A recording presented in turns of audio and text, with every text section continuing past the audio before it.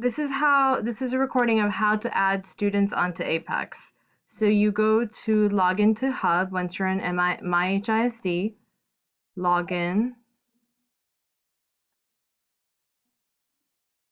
then you go to Digital Resources, log in with your Active Directory. It's a single sign-on. If it gives you a sign-in screen here at pop-up, just leave it alone. It's a single sign-on. Then you scroll down to Apex.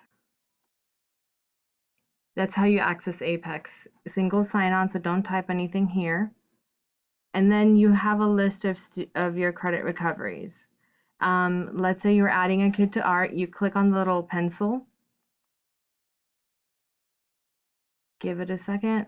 These are the kids who are in it. Obviously, there's nobody in it right now. These are all the kids available. You type in the student's last name, scroll down for the correct kiddo, and then you click enroll, and then give it a second and it'll auto-populate. And that's how you add students into Apex.